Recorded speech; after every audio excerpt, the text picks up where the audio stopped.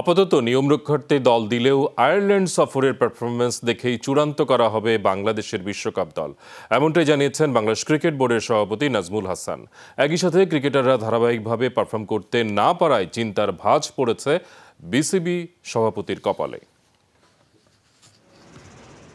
23 এপ্রিলের মধ্যে সব দলকেই দিতে হবে বিশ্বকাপ স্কোয়াড। এরপরও 15 সদস্যের দল নিয়ে সুযোগ থাকে কাটছাট করার।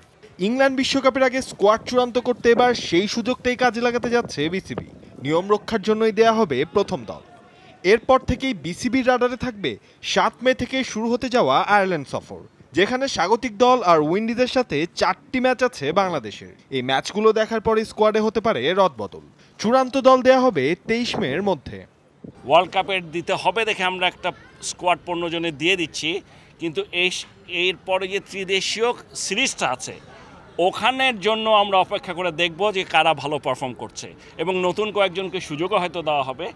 ওপেনিংয়ে তামিম ইকবালের যোগ্য সঙ্গী এখনো খুঁজে পায়নি টিম ম্যানেজমেন্ট।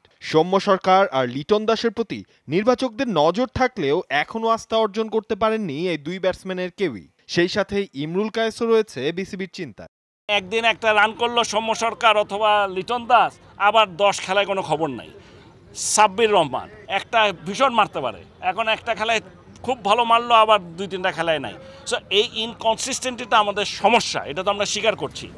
ইংল্যান্ডের কন্ডিশনে সহজ হবে না বাংলাদেশের বিশ্বকাপ অভিযান, এমনটাই মত নাজমুল হাসানের।